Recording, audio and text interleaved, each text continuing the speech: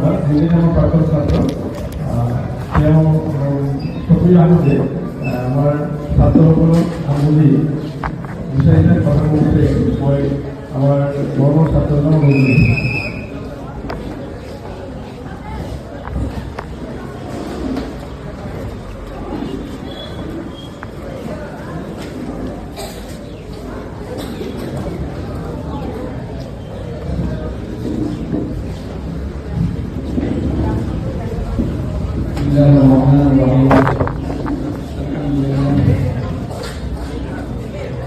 الحمد لله الذي من علينا بتيسير سبل البلاغ والصلاة والسلام على النبي المستعمل لكل سبيل وبلاغ حتى أتم الدين وأبلغ العالمين محمد بن عبد الله الصادق الوعد الأمين وعلى آله الطيبين الطاهرين وأصحابه الغر الميامين ثم أما بعد قال الله تبارك وتعالى أعوذ بالله من الشيطان الرجيم بل نقذف بالحق على الباطل فيدمغه فإذا هو زاهق ولكم الويل مما تصفون.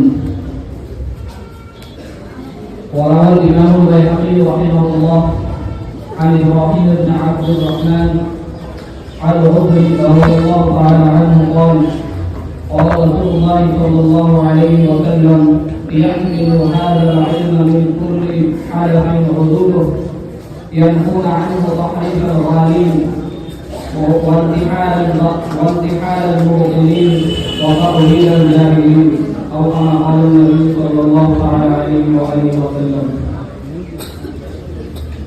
दिल से दिल की बात दिल वालों तक पहुंचाने आया हूँ, यही चीज भी लाने के काबिल लेके आया हूँ। खुदा जाने तेरी बज़्म में दिल मुझे लेके आया है या मैं दिल लेके आया हूँ।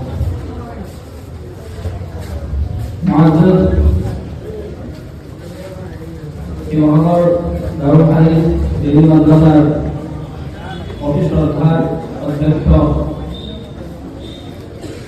উস্তাদুনা ওস্তাদুনা হযরত মাওলানা আলহাজ আতিকুর রহমান সাহেব কাজী দামাত বরকাতুহু وبارك في حياته جامعة شيخ الحديث مريد شرحات إكفار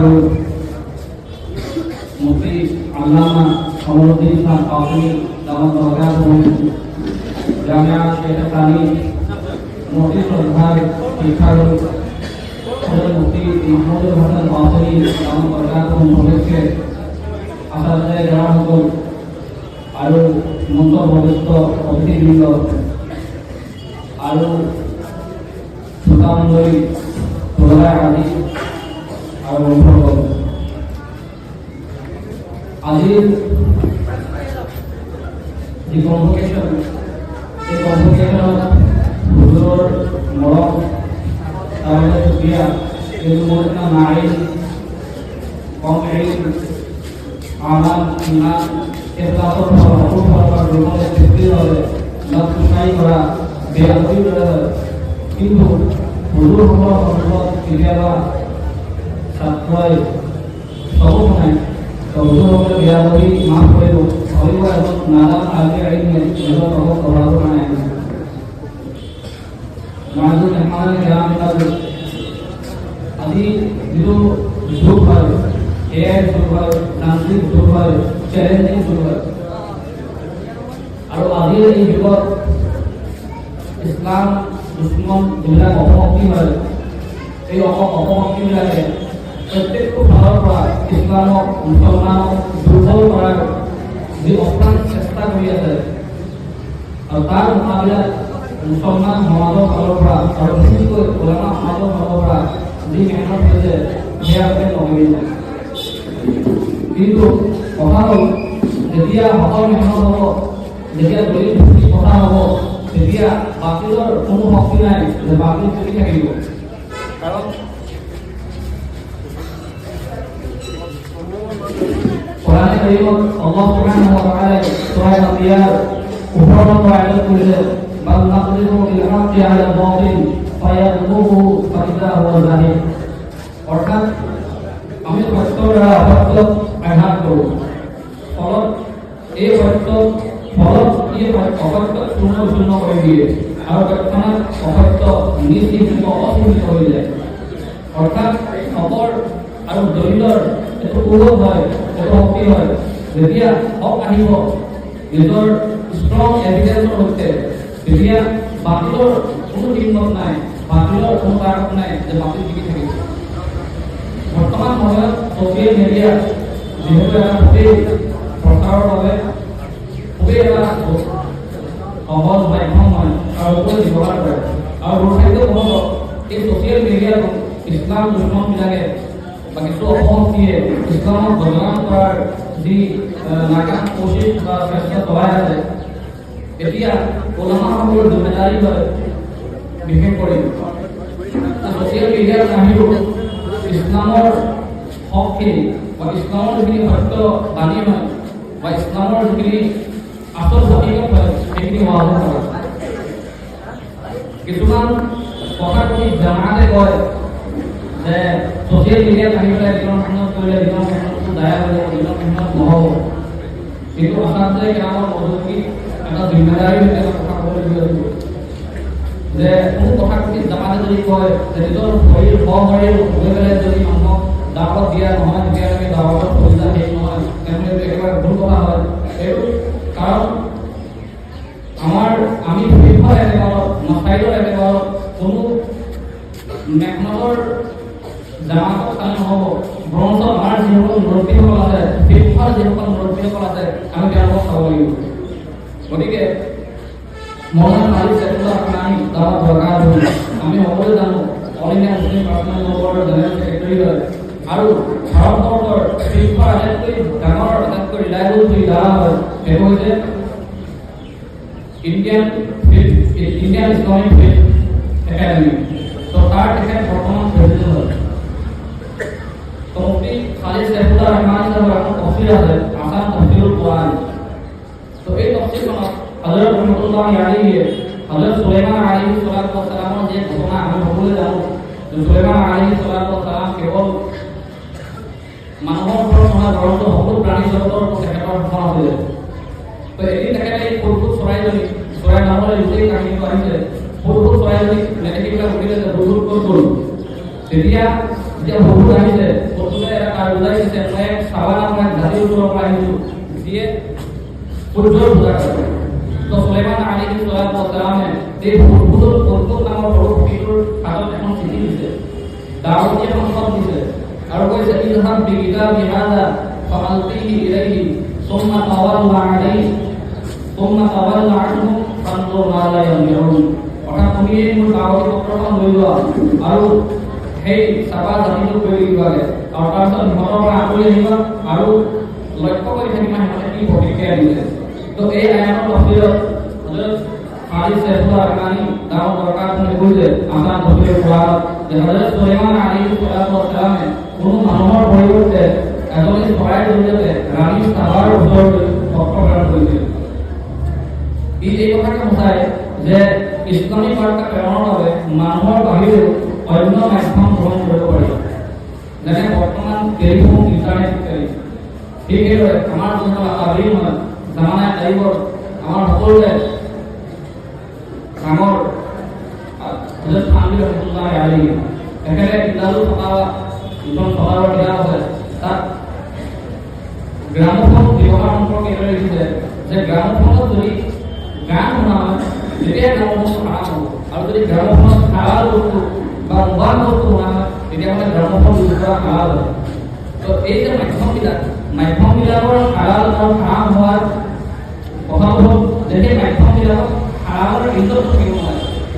যদি হাৰামৰ ইজ্জত থাকে তেতিয়াহ'লে সেই মাধ্যমটো হাৰাম হ'ব, আৰু যদি হাৰামৰ যদি ইজ্জত নাথাকে তেতিয়াহ'লে সেই মাধ্যমটো হাৰাম হ'ব, বোবা হ'ব, কেতিয়াবা জৰুৰী হ'ব। ঠিক সেইদৰে আব্দুল মুখতাৰ ইমাম হাছমি ৰাহিমাহুল্লাহ তাআলা এটা কৈছে অমিন যালিকা ওয়াবুন নওবাতি লিতাফাকুর ফালাউ লিতানবিহি ফালা বা'সা বিহি। এই যে ভুলটো যদি কোনোবাই তাফাকুৰ আৰু খেলৰ সামগ্ৰী হিচাপে ব্যৱহাৰ কৰে তেতিয়া ভুলটো ভুলক কৰিব লাগিব, আৰু ভুলটো যদি কিবা এটা বস্তু ইচাৰা কৰিবৰ কাৰণে ধৰক এই মাদ্ৰাছাখনৰ ভিডিঅ' টেপ কৰাৰ যদি ভুলৰ এবাৰ বলোৱা হয় তাকে এইবিলাক কিবা কামৰ কাৰণে ভুল কৰি উত্তৰ যায় বুলি দূৰে মতাৰ গতিকে ইয়াৰ পৰা এইটোৱে প্ৰমাণ হ'ল যিবিলাক মাধ্যম আছে এই মাধ্যমবিলাক ব্যৱহাৰৰ ক্ষেত্ৰত এই জাতি একেবাৰে ব্যক্তিগত হিচাপে না হাৰাম হয় না হালাল হয়। যদি আমি তাক ভাল ব্যৱহাৰ কৰোঁ তেনেহ'লে হালাল হ'ব আৰু তাত যদি আমি বেয়া বস্তু প্ৰচাৰ কৰোঁ তেনেহ'লে হাৰাম হ'ব। আৰু এই কথা কাৰণে ইছলামিক একাডেমি ইণ্ডিয়া যিখন ভাৰতৰ আটাইতকৈ ডাঙৰ ৰিলায়েবল ইদাৰা হয়, তো এইখনত যি বাৰ্ষিক অধিৱেশন হয় চেমিনাৰ হয় সেই চেমিনাৰ হয়। তো এই চেমিনাৰ 2000 চনৰ 12খন যিখন চেমিনাৰ আৰু 2001 13খন যিখন চেমিনাৰ হয় এই দুখন চেমিনাৰত তেওঁলোকে ছ'চিয়েল মিডিয়া সম্পৰ্কে ছ'চিয়েল মিডিয়াৰ ইউজ সম্পৰ্কে কিছুমান আলোচনা কৰিছে আৰু তাত ডাঙৰ বিজ্ঞ অনুমানসকল দেশ আৰু চুবুৰীয়া দেশৰ বহুত ডাঙৰ বিজ্ঞ বিশ্লেষকসকল পণ্ডিতসকল আহিছিলে আৰু তেওঁলোকে নিজৰ মাকালাসমূহ নিজৰ এলমি নিবন্ধসমূহ তাত পেশ কৰিছিলে আৰু এই মাকালাসমূহ একত্ৰিত কৰিবলৈ এখন কিতাপ তেওঁলোকে প্ৰস্তুত কৰিছিলে। সেই কিতাপখনৰ নাম হৈছে ইণ্টাৰনেট और जदीद ज़राए इबलाग दीनी मकासद और उसूल व मामलात के इस्तेमाल ताकि लोग ऐसे जिनको उलमा हो तथा आलिमिया नबीसा रसूलुल्लाह अलैहि के सपोर्टी होते मुजाहिद इस्लाम कासिम खान তার জিম্মেদার ছিলেন। তো তেওঁলোকে এটি বিভাগ কৰিছে সেই বিভাগৰ সমিতিখন ফাইল কৰিছিল তাত তেওঁলোকে এইদৰে লিখিছে কিতাপখন ইছলামৰ প্ৰচাৰ আৰু ইয়াৰ সংৰক্ষণৰ বাবে সম্ভৱপৰ সকলো চেষ্টা চলোৱা মুছলিম উম্মাহৰ বাবে এক এহেম দৰিদ্ৰ আৰু গুৰুত্বপূৰ্ণ কৰ্তব্য। আৰু বিশেষকৈ লিখিছে এই দায়িত্ব পালনৰ বাবে আধুনিক আৰু পুৰণি সকলো ধৰণৰ বৈধ মাধ্যম উপায় সকলো মাধ্যম আৰু উপায় ব্যৱহাৰ কৰা যায় পৰন্ত প্ৰয়োজন আৰু পৰিস্থিতিৰ সাপেক্ষে উপযোগী তথা ফলপ্ৰসূ মাধ্যম ব্যৱহাৰ কৰা জৰুৰী।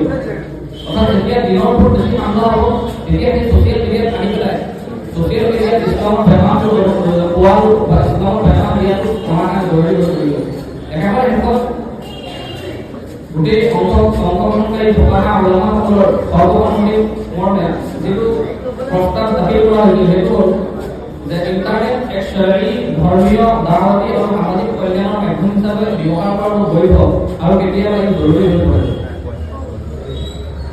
এতিয়া আমাৰ ওলামা সমাজৰ মাজত বা আলিম বিশেষকৈ ভাই যিবোৰ ভাবা হয় তেওঁলোকৰ মাজত এটা বহুত ডাঙৰ কমি হয় কিছু পূৰা কৰিবলগীয়া হয় সেইটো হৈছে ঈদ আল্লাহ আৰু ঈদ আল নবী এই দুটা বস্তুৰ পৰা যদি অলপ ইছলাম ভাবিলে কাৰণ এই দুটা বস্তু আৰাম হয় মক্কাৰ মুছাল্লাই কামসকল কৰি আছে ঈদ আল্লাহ হৈছে আল্লাহৰ ফালে মিঠা কথা নিষ্পত দিয়া আল্লাহৰ ফালে মিঠা আৰোপ কৰা আৰু ঈদ আল নবী হৈছে ৰাসূলুল্লাহ সাল্লাল্লাহু আলাইহি ওয়াসাল্লামৰ ফালে মিঠা আৰোপ কৰা।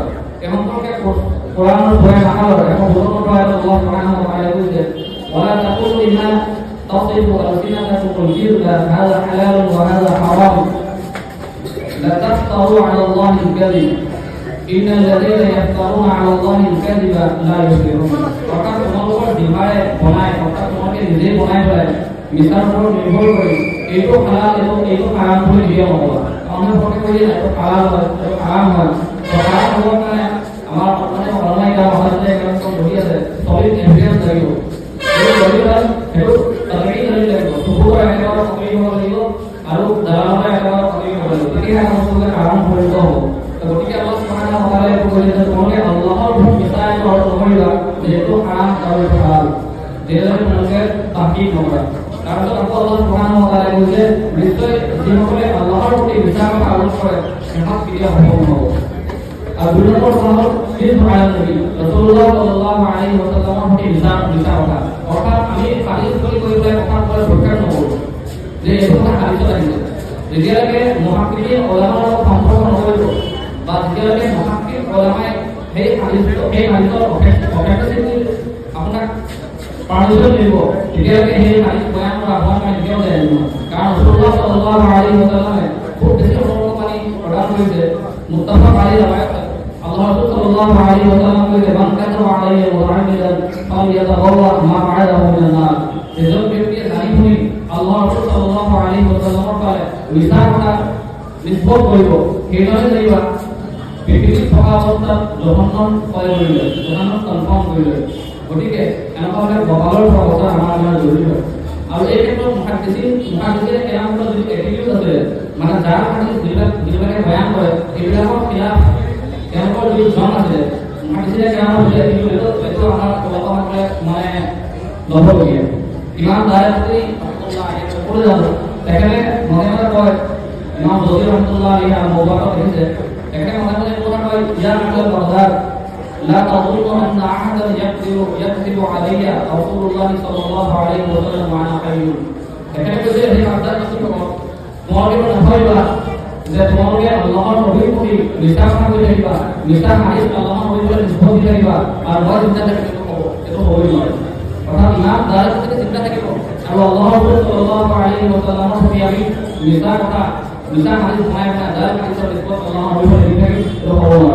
গতিকে এনেকুৱা ওলামা তথা তৈয়াৰ হোৱা জৰুৰী হয়, যিবিলাকে এই দিনৰ যিবিলাক বাতিল আকিদা হয় আৰু বিশৃংখলকাৰী যিবিলাক বিশৃংখলতা হয়, দিনত যিটো এটা ঘৰত আৰু দিনত যিটো এটা ভুল বা দিনত এটা যি অসুখী পেলাই দিছে এইবিলাক পৰিষ্কাৰ কৰা, তাৰ বাবে এক ওলামাৰ টিম তৈয়াৰ হোৱা জৰুৰী হয়।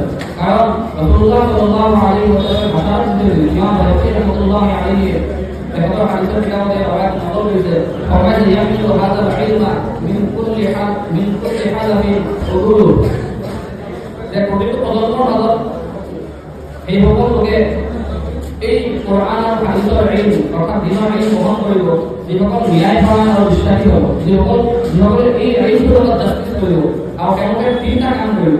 তেওঁলোকে এই ইলমটো অৰ্থাৎ দিনৰ ইলমটো তিনিটা বিচ্যুতিৰ পৰা বচাব। প্ৰথমটো হ'ল তাহৰিফ আল গালিব, অৰ্থাৎ যিসকলে ধৰ্মৰ নামত অতিৰঞ্জিত হয়, অৰ্থাৎ চৰমপন্থীসকলৰ যিটো বিকৃতি দিনৰ নাম লৈ দিনত বিকৃত হৈছে, সেই দিনৰ বিকৃতিৰ পৰা মানুহক বচাব। দুই নম্বৰ হ'ল ইন্তিহাল বাতিলিন, অৰ্থাৎ যিসকলে ধৰ্মৰ নামত মিছা কথা প্ৰচাৰ কৰে, এইটো আইনত আছে, কোৰাণত আছে বুলি কৈ মিছা প্ৰচাৰ কৰে, তেওঁলোকে কি কৰিব, এই মিথ্যাচাৰীসকলৰ মিছা আৰোপবিলাক খণ্ডন কৰিব। আৰু তিন নম্বৰ কাম হৈছে তাত অভিজ্ঞতা জাহিলিন, অৰ্থাৎ যিসকলে জ্ঞান নোহোৱাকৈ ধৰ্মৰ সাহিত্যত জ্ঞান নোহোৱাকৈ ধৰ্মীয় কথাৰ ভুল ব্যাখ্যা আগবঢ়ায়, তো এই মূৰ্খবিলাকৰ এই জাহিলবিলাকৰ ভুল অপব্যাখ্যা তেওঁলোকে ভক্তিকৰণ কৰিব।